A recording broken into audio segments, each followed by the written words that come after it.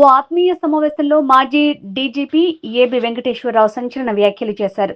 నా 30 ఏళ్ల సర్వీసులో కేవలం 10 నుంచి 15 ఏళ్లు మాత్రమే సక్రమమైన పోస్టుల్లో పనిచేశా. 2004లో రాజశేఖర రెడ్డి అధికారంలోకి వచ్చి కమ్మ వ్యతిరేక పాలసీని తెచ్చి దాన్ని స్టేట్ పాలసీగా మార్చారు.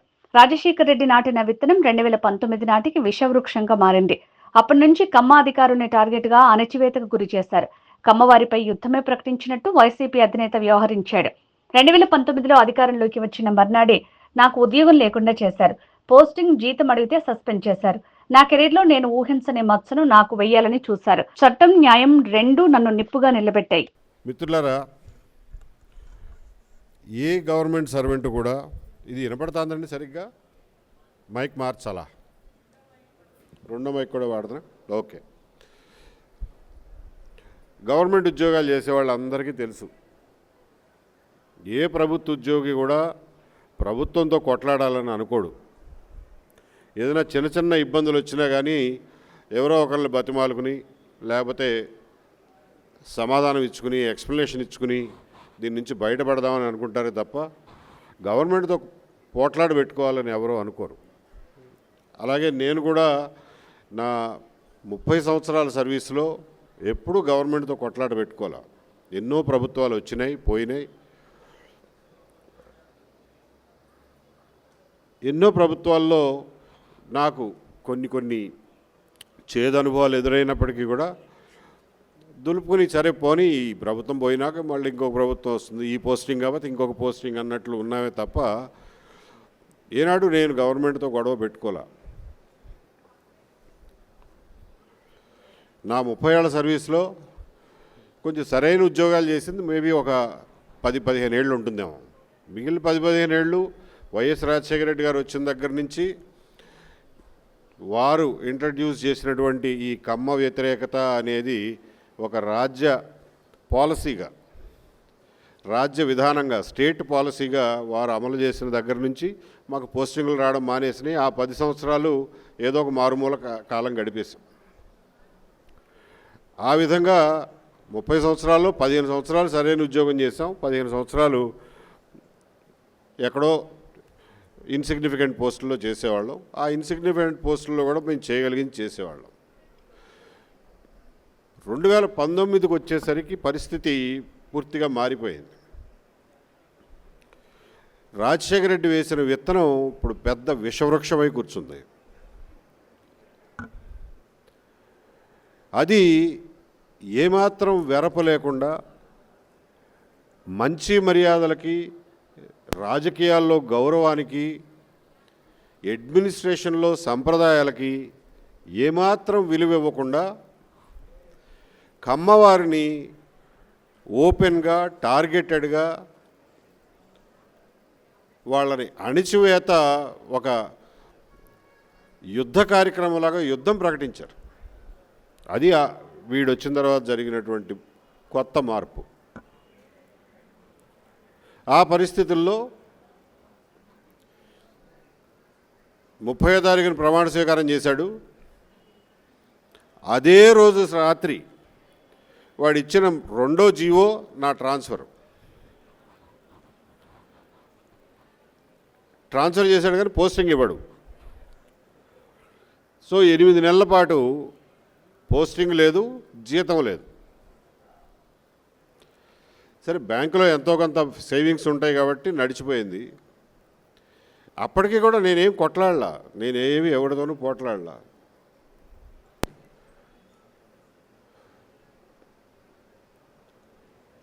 అజయ్ కల్లాం దగ్గరికి 2-3 సార్లు పోయి, ఏమంటే పోస్టింగ్ ఇవ్వకపోయారు, బాగానే ఉంది, మరి జీతం కూడా ఇవ్వకపోతే ఎట్లా బతుకుతామయ్యా, మేమేమి అంత ఆస్తులు ఉన్నాళ్ళం ఏం కాదు, అదిగాక రోజువారీ ఖర్చులు జీతాలు వస్తే కానీ నడవు అని చెప్పంటే ఆయన కూడా ఒక కాగితం పెట్టండి చూద్దాం అన్నాడు. కాగితం పెడితే గవర్నమెంట్ ఫైల్ కదులుతుంది, ఏ కాగితం లేకపోతే ఎవడు చెప్పినా ఎవడు విండు, నోటి మాట ద్వారా చెప్తే అన్నాడు. ఆయన చెప్పాడు కదా అని చెప్పి జనవరి 6వ తారీఖున 2020 సంవత్సరం జనవరి 6వ తారీఖున, బాబు నాకు పోస్టింగ్ ఇవ్వండి, ఇవ్వకపోతే కనీసం జీతం అన్న ఇవ్వండి అని చెప్పి ఒక లెటర్ పెట్టా, ఒక్క పారాగ్రాఫ్తో 4 వాక్యాల్లో. ఏం స్పందన లేదు.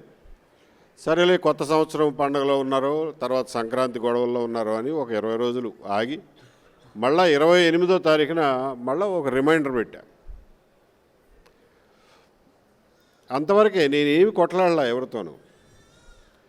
వారం రోజులు తిరగకుండా సస్పెన్షన్ ఆర్డర్ చేతిలో పెట్టారు.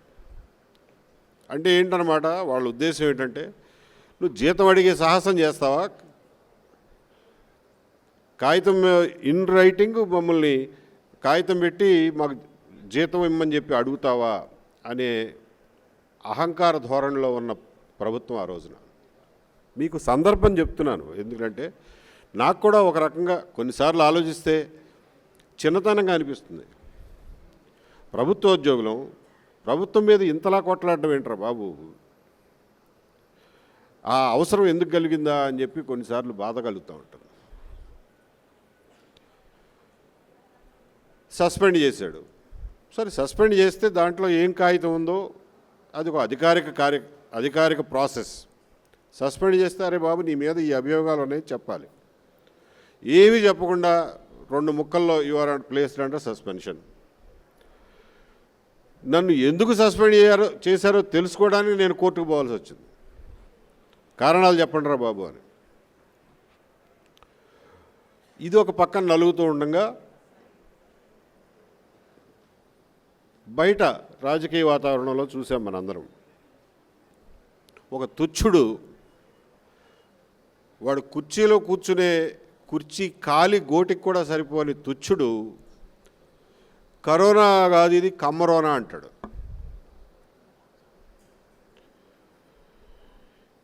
ఇంకొకటి చీఫ్ మినిస్టర్ చైర్లో కూర్చున్న వదవా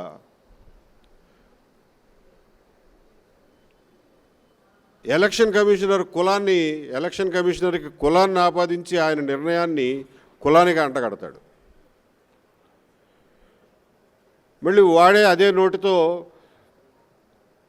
వ్యాక్సిన్ కనిపెడితే ఆ వ్యాక్సిన్కి కూడా కులాన్ని అంటగడతాడు. ఒక క్రికెటర్ని తీసుకొచ్చి నాకు సెలక్షన్ రావడానికి కమ్మోడు కారణం, వాడు సెలెక్టర్గా ఉండటం వల్ల నేను టెస్ట్ సిరీస్కి ఆడలేకపోయానని చెప్పి వాడితో చెప్పిస్తాడు. Which is completely false. అందులో ఏమన్నా నిజం ఉంటే అనుకోవచ్చు, విచ్ ఈస్ కంప్లీట్లీ ఫాల్స్. ఆ వాతావరణంలో మనం ఆ రోజున బ్రతికాం.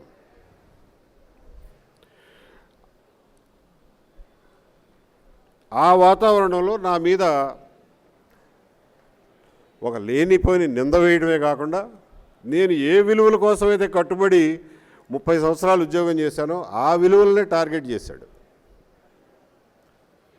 కాబట్టి అవతలున్నది గవర్నమెంట్ అయినా భగవంతుడైనా కానీ తిరగబడకుండా ఉండను. ఆ పరిస్థితుల్లో తిరగబడాల్సి వచ్చింది.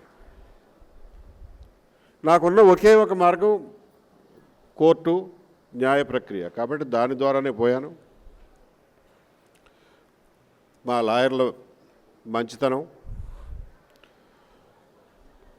వాళ్ళు పడిన కష్టం వల్ల నా వాదన చెప్పుకోవడానికి వీలు పడింది. న్యాయస్థానాలు ఎంతో కొంత పనిచేస్తున్నాయి కాబట్టి నేను ఒక న్యాయస్థానం తర్వాత ఒక న్యాయస్థానంలో గెలుచుకుంటూ పోయాను. వాళ్ళు అప్పీల్ చేసుకుంటూ పోయారు. రోజుకి 50 లక్షలు ఇచ్చి లాయర్లను పెట్టి గవర్నమెంట్ తరఫున వాదనలు చేసేంత ఖర్చు పెట్టారు. సరే, అదొక సుదీర్ఘ పోరాటం అనుకోండి. నేను ఇదంతా ఎందుకు చెప్తున్నానంటే, నన్ను చూసి ప్రతివాడు గవర్నమెంట్ మీద కొట్లాడమని ఆ ఇన్స్పిరేషన్ తీసుకోకండి. కానీ ఒక వాతావరణంలో ఒక పర్టికులర్ వాతావరణంలో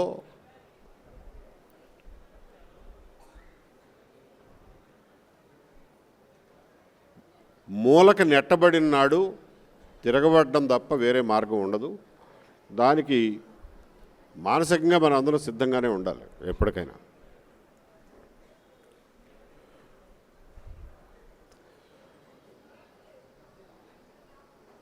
కమ్మ వాళ్ళని పేరు పెట్టి, కులం పేరు పెట్టి టార్గెట్ చేసి యుద్ధం ప్రకటించి అన్ని రంగాల్లోనూ, వ్యాపార రంగాల కాడి నుంచి ఉద్యోగ రంగాల దగ్గర నుంచి అన్ని రంగాల్లోనూ అణగదొక్కటానికి బహిరంగంగా నిస్సిగ్గుగా యుద్ధం చేసే పరిస్థితుల్లో కమ్మవారు కూడా వారికి తోచినంత స్థాయిలో వాళ్ళు ఎదురు తిరిగారు, నిల్చున్నారు. నేను ఒక్కడే కాదు, ఎంతోమంది ఆ సవాల్ని స్వీకరించి ముందుకు నడిచారు. వాళ్ళందరి ఆవేదనని మనం మర్చిపోకూడదు. బయటపడకుండా లోపల పడినటువంటి ఆవేదనలు కూడా మనం మర్చిపోకూడదు. ఇంకొక విషయం చెప్పదలుచుకున్నది ఏంటంటే, నేను 30 ఏళ్లలో ఎప్పుడు పెద్ద అప్పట్లో జరిగేవి కూడా కాదు, అవకాశాలు లేవు, నన్ను ఎవరో పిలిచేవాళ్ళు కూడా కాదు. ఈ కమ్మవారి ఆత్మీయ సమావేశాలకు వెళ్ళడం నాకు ఎప్పుడూ అలవాట్లేదు, ఏనాడు వెళ్ళలా. కానీ గత 5 సంవత్సరాల్లో వాళ్ళు సృష్టించినటువంటి వాతావరణంలో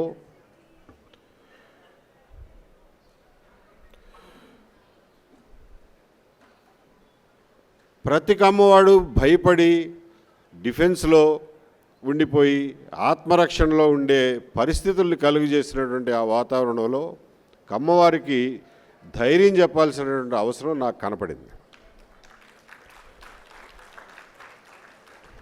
ఏం భయపడకండి, ఇది వచ్చిపోయే మేఘాలే తప్ప ఇది పర్మనెంట్ కాదు, నిలబడి ఉండండి, ఫైట్ చేయండి చేతనైనంత వరకు, దీన్ని మనం తట్టుకోగలం, దీన్ని అధిగమించగలం అనే ధైర్యం చెప్పాల్సిన అవసరం నాకు ఒక సాటి కమ్మాడిగా, ఒక సాటి మనిషిగా నాకు అవసరం అనిపించింది.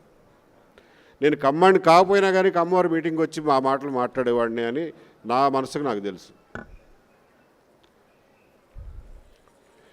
ఏ రకంగా అయితే ఆ రోజున ఉన్నటువంటి ప్రభుత్వం, పాలకులు నన్ను ఒక దిష్టిబొమ్మలాగా నుంచోబెట్టి, చూసారా మాతో పెట్టుకుంటే వీడికి ఏం చేశామో అది జరుగుతుంది మీ అందరికీ అని చెప్పి మొత్తం పాలనా వ్యవస్థనే బెదిరించడానికి నన్ను ఒక దిష్టిబొమ్మలాగా ఉపయోగించుకోవడానికి చూశారో, అదే నేను అరే కమ్మోళ్ళతో పెట్టుకుంటే నీకు కూడా అంత ఈజీ ఏం కాదు అని చెప్పి చెప్పడం కోసం మీ అందరి దగ్గరికి వచ్చి మిమ్మల్ని ఇన్స్పైర్ చేయడానికి నేను నిర్ణయించుకున్నాను.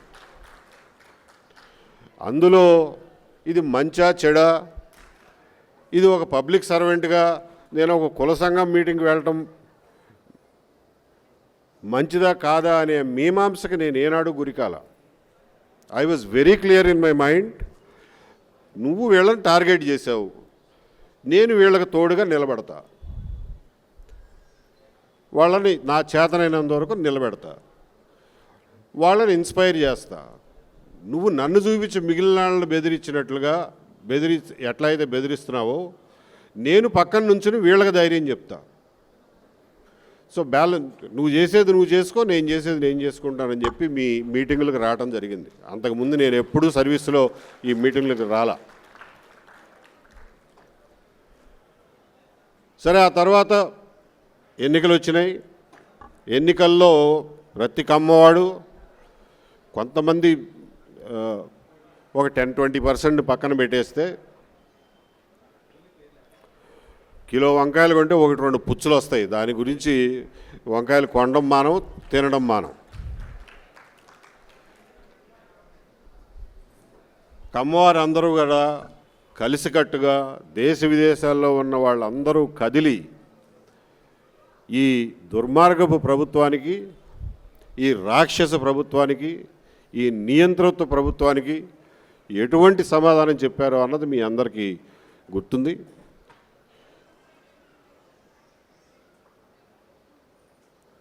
ఇది అయిపోయిన తర్వాత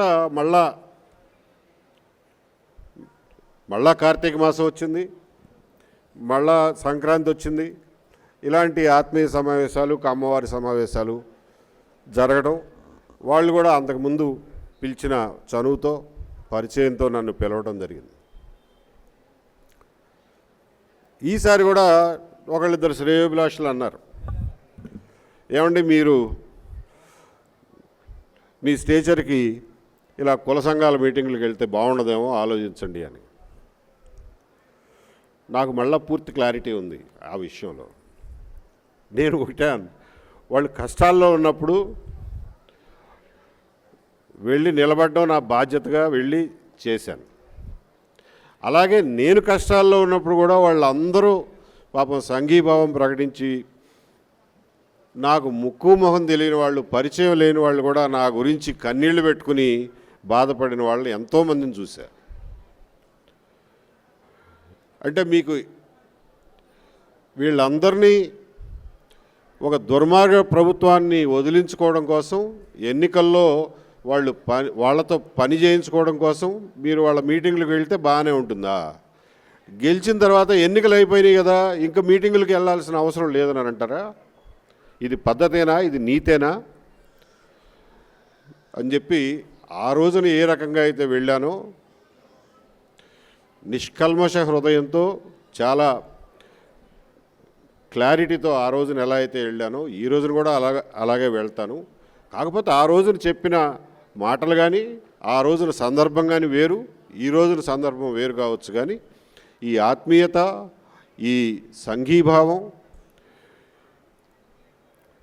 ముందు అన్నిటికంటే ముఖ్యంగా మనుషులుగా, ఒకే కష్టాల్లో ఉన్నటువంటి మనుషులు ఒకరినొకరు తోడుగా ఉండాల్సినటువంటి అవసరాన్ని మనం ఎప్పటికీ విస్మరించజాలం. ఇప్పుడు కాదు, ఎన్ని సంవత్సరాలైనా ఈ ఆత్మీయ సమావేశాలు జరుగుతూనే ఉండాలి, మన అందరం కలుసుకుంటూనే ఉండాలి. ఎలక్షన్లకు ముందు ఒక రకంగా, ఎలక్షన్లకు తర్వాత ఒక రకంగా బిహేవ్ చేయటం నా వల్ల కాదు, అలా ఎప్పటికీ చేయను.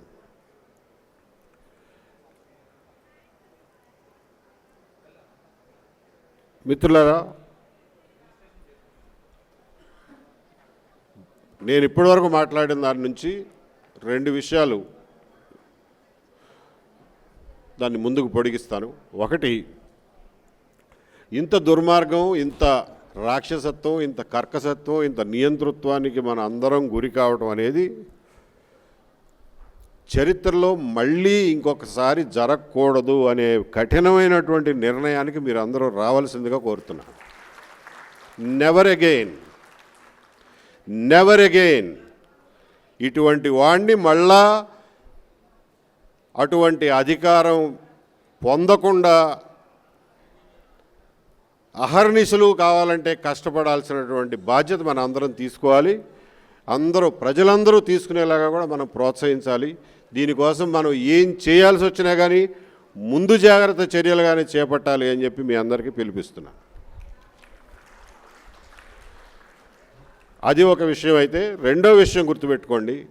2004 నుండి కమ్మవారిని వైఎస్ రాజశేఖర రెడ్డి టార్గెట్ చేసిన నాటి నుంచి నేను చూస్తున్నాను, ఏనాడు కూడా రాజకీయాలు కమ్మవారిని కాపాడడానికి ముందుకు రావు. ఈ విషయాన్ని, ఈ వాస్తవాన్ని వాస్తవంగా గ్రహించండి. ఎందువల్లంటే రాజకీయాలు నడిపేవారు, రాజకీయ పార్టీలు అందరినీ కలుపుకొని పోతే తప్ప వాళ్ళు రాజకీయాలు నడపలేరు. కాబట్టి ముఖ్యంగా మన టార్గెట్ చేసినప్పుడు మనకి రక్షణగా వస్తే ఇంకా ఐడెంటిఫై అయిపోతామనేటటువంటి బెరుకు, మీమాంస రాజకీయ పార్టీల్లో ఎప్పుడూ ఉంటుంది. కాబట్టి మన పట్ల సానుభూతి ఉన్నప్పటికీ, మన పట్ల అభిమానం ఉన్నప్పటికీ, మనని ప్రత్యక్షంగా కాపాడడానికి ఏ రాజకీయ పార్టీ ముందుకు రాదు. కులంగా మీరు టార్గెట్ అయినాడు, మీరు కులంగానే ఎదుర్కోవాలి, కులంగానే ఐక్యత చూపించాలి, కులంగానే ఎదుర్కోవాలి. అదొక్కటే మీకున్న మార్గం. దీనికోసం అందరూ కలిసికట్టుగా ఏ రకంగా కలుస్తారో నాకు తెలియదు, ఏ రకంగా సంఘీభావం అవుతారో, సంఘటితం అవుతారో నాకు తెలియదు. ఎన్నో మార్గాలు ఉన్నాయి.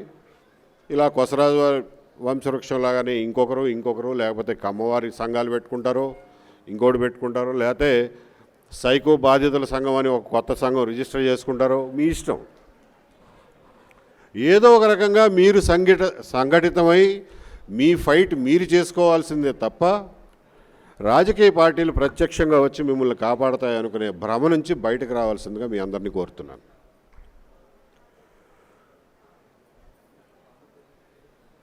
ఎక్కువ పొడిగించకుండా, మీ అందరూ విఘ్నులు, ఒక మాట చెప్తే అర్థం చేసుకోగలరు కాబట్టి ఇంకొక 2 విషయాలు చెప్పి ముగిస్తాను.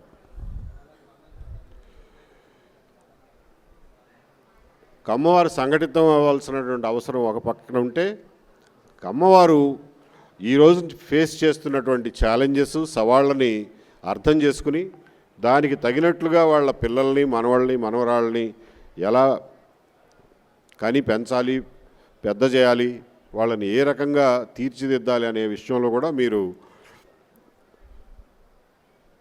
ఒక ఆలోచన చేయాలి. ముఖ్యంగా ఈ రోజున మగపిల్లలుగా తీర్చిదిద్దే అవకాశం, సౌకర్యం ఆల్రెడీ ఉన్నాయి. దయచేసి మీరందరూ కేకేఆర్ గారు చెప్పినట్లుగా అటువంటి పిల్లల్ని, అటువంటి అవసరంలో ఉన్న పిల్లల్ని గుర్తించి ఈ సంస్థలకు అప్పచెప్పండి, వాళ్ళు టేక్ కేర్ చేస్తారు. కొసరాజు వారు కూడా ఎవరైనా దాతలుంటే ఇటువంటి స్కూళ్ళు, హాస్టల్స్ పెట్టిన ఇన్స్టిట్యూషన్స్కి మీరు ఇవ్వదలుచుకున్నటువంటి డబ్బులు ఇచ్చి వాటిని ప్రోత్సహించవలసిందిగా కోరుతున్నాను. అది ఆల్రెడీ ఒక దారిలో పడిపోయింది, దాన్ని ఇంకా ముందుకు తీసుకుపోదాం. ఆ రకంగా ఒక రకంగా కమ్మవారిలో పేద పిల్లలు చదువుకోవాలన్న ఆసక్తి ఉండి, ఆసక్తి లేకుండా ఎవడుకుంటుంది, కానీ ఆసక్తి ఉండి చదువుకునే అవకాశాలు లేకపోతే వాళ్ళు సంపాదించే సొమ్ములో సగం డబ్బు పిల్లల ఫీజులు కట్టడానికే కట్టి ఇబ్బంది పడుతున్నటువంటి తల్లిదండ్రులకి వాళ్ళ భారం తగ్గించడానికి, అలాగే వాళ్ళ పిల్లల్ని పైకి తీసుకురావడానికి మిగిలిన కమ్మవారు అందరూ ఆల్రెడీ చేస్తున్నటువంటి పనుల్ని ముందుకు తీసుకుపోదాం. దానికి మీరు కూడా చేతనైనంత సహాయం చేయండి. రెండవది, ఒక కొత్త విషయం మీకు ఈ రోజున చెప్పదలుచుకున్నది ఏంటంటే, ఆరోగ్యం అనేది ఇంకొక ముఖ్యమైనటువంటి సమస్య. కమ్మవారిలో ఆరోగ్య సమస్యలు కార్పొరేట్ హాస్పిటల్కి పోయినా ఎక్కడికి పోయినా కానీ వేలల్లో ఈ డయాగ్నోస్టిక్ ఫీజులు, లక్షల్లో వైద్యాలు, రూమ్ రెంట్లు ఇవన్నీ భరించలేక దాదాపుగా కొన్ని కుటుంబాలు అయితే వాళ్ళ సర్వస్వం ఆస్తులన్నీ కోల్పోయే పరిస్థితికి వస్తున్నారు. ఇందులో మనం పెద్దగా కార్పొరేట్ హాస్పిటల్ని తప్పుబట్టి ఇప్పుడు మనం సాధించేదేమీ లేదు. కాబట్టి మనం ఒక కమ్యూనిటీగా దీనికి ఒక సొల్యూషన్ కావాలి అనుకున్నప్పుడు ఆల్రెడీ కొంతమంది సుబ్బారావు లాంటి వాళ్ళు దీని గురించి కొంత ఆలోచించినట్టుగా కనిపిస్తోంది. దాన్ని ముందుకు తీసుకుపోవాలంటే కమ్మవారి అందరినీ ఒక ఆరోగ్యానికి సంబంధించినటువంటి ఒక యాప్లోకి తీసుకొచ్చి వాళ్ళ బేస్ డీటెయిల్స్, ఇవాళ ఉన్నటువంటి ఆరోగ్య పరిస్థితుల్ని అందులో నమోదు చేయించుకుని, అలాగే ప్రతి రంగంలోనూ లక్షల డబ్బులు వసూలు చేయకుండా నిజాయితీగా పనిచేసేటటువంటి డాక్టర్లని వీళ్ళకి ఇంట్రడ్యూస్ చేసే విధానం కూడా అందులోనే పొందుపరిచి, ఈ వైద్య అవసరాలు ఉన్నటువంటి కమ్మవారిని, ఆ అవసరాలు తీర్చే డాక్టర్లకు అమ్మవారు కావచ్చు, ఇంకెవరైనా కావచ్చు, ఎవరైనా సరే good doctor is a good doctor irrespective of the community. ఆ డాక్టర్లని అనుసంధానించగలిగేటటువంటి ప్రక్రియ యాజ్ ఎ కమ్యూనిటీ మీలాంటి వాళ్ళు కమ్యూనిటీ లీడర్స్ కనుక టేకప్ చేస్తే కమ్మవారిని అందరినీ ఆరోగ్యపరమైన విషయాల్లో వాళ్ళకి చాలా వరకు సహాయం చేసిన వాళ్ళు అవుతామనేది నా ఉద్దేశం. ఈ మధ్యన 2-3 పెద్దలతో మాట్లాడుతుంటే దీన్ని ఒక ప్రత్యేకమైన కార్యక్రమంగా తీసుకుని చేస్తే చాలామందికి ఉపయోగపడుతుంది. ఎందువల్లంటే చాలామంది ఈ రోజున మిస్ డయాగ్నోసిస్ వల్ల, లేకపోతే ఓవర్ డయాగ్నోసిస్ వల్ల, ఈ కార్పొరేట్ కల్చర్లో ఒక అలవాటుగా మారిపోయినటువంటి ఆ టెస్టింగ్లు, ఆ ఫీజులు, ఆ స్ట్రక్చర్ వల్ల చాలా ఇబ్బంది పడుతున్నారు. దాని నుంచి బయటకు వచ్చి ఒక ఇన్ఫార్మల్ గ్రూప్గా మనం దీనికి సొల్యూషన్ కనుక్కోగలమనే నమ్మకం నాకైతే ఉంది 100%. దీనికి పూనుకోవాల్సిందిగా కొసరాజు వారిని అందరినీ కూడా వాళ్ళకి చేతనైనంతలో, అందులో డాక్టర్లు ఉంటారు, చాలామంది పెద్ద పెద్ద ఇండస్ట్రియలిస్టులు ఉన్నారు, వాళ్ళందరినీ పూనుకోవాల్సిందిగా కోరుతున్నాను. నేను ఇదంతా ఎందుకు చెప్తున్నాను అనంటే, రాజ్కుమార్ గారు చెప్పారు ఆరోగ్యశ్రీ ఉంది, డబ్బులు వచ్చినప్పుడు వస్తాయి, సీఎంఆర్ఎఫ్ ఉంది, డబ్బులు వచ్చినప్పుడు వస్తాయి అని చెప్పి. కమ్మవారుగా గవర్నమెంట్ మీద ఎంత తక్కువ ఆధారపడితే అంత మనకు మంచిది. ఏ విషయంలో అయినా సరే ఎంత తక్కువ ఆధారపడితే అంత మంచిది. ఎందుకంటే ఆ సిస్టమ్కి అలవాటు పడితే రేపొద్దున వీడు చేస్తాడో చేయడో, వాడి దగ్గర డబ్బులు ఉన్నాయో లేవో అన్న అనుమానాల కంటే కూడా మనలో మనం సహాయం చేసుకోగలిగినటువంటి పరిస్థితి ఈ రోజున అమ్మవారికి ఉంది. కాబట్టి గవర్నమెంట్ల వైపు చూడడం మానేసి మనలో మనం సహాయం చేసుకుంటే చేయగలిగినటువంటి దాతలు ఎంతోమంది ఉన్నారు. ఉదాహరణకి నాకు ఇది చాలా ఆశ్చర్యంగా ఉంటుంది కమ్మవారి విషయంలో. విజయవాడలో ఫ్లడ్స్ వస్తే 400 కోట్లు విరాళాలు వస్తాయి. అందులో 200 కోట్లు కమ్మవారివి. అవునా కదా? లైన్లో నుంచి మరీ విరాళాలు ఇచ్చి వచ్చారు. కరోనా వస్తే 200 కోట్లు ఆ రోజున ఉన్న గవర్నమెంటు విరాళాల కింద సేకరిస్తే అందులో 100-150 కోట్లు కమ్మవారు ఇచ్చినవే. మళ్ళీ ఇప్పుడు ఎవడో కమ్మ కార్పొరేషన్ అని పెట్టి దానికి ఒక 150 కోట్లు బడ్జెట్ కోసం మనం వెళ్ళి లైన్లో నుంచోవాలంట. దీనికి ఏమన్నా అర్థం ఉందా?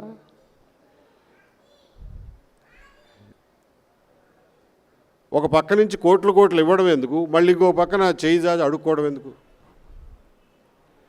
కాబట్టి వీలున్నంత వరకు కమ్మవారి అవసరాలని కమ్మవారు తీర్చుకోగలిగిన పరిస్థితిలో ఇవాళ ఉన్నారు. కాబట్టి దానికల్లా చేయాల్సింది ఒక ఆర్గనైజేషను, ఒక స్ట్రక్చరు, దానికి ఒక పద్ధతి పాడు, నిజాయితీగా పనిచేస్తారు అన్న నమ్మకం ఉన్న వాళ్ళని ముందు పెట్టి ఒక ట్రస్టో సొసైటీయో ఇంకొకటో పెడితే ఇవ్వడానికి కమ్మవారి దగ్గర డబ్బులు ఉన్నాయి. అవసరం లేకుండా చేయి చాచి అడిగే కమ్మవాళ్ళు చాలా తక్కువ మంది ఉంటారు. కాబట్టి ఈ డబ్బులు సద్వినియోగం అవుతాయి. కాబట్టి ఆ రకంగా ఆలోచన చేయమని సామాజికంగా ఆలోచనల విషయంలోనూ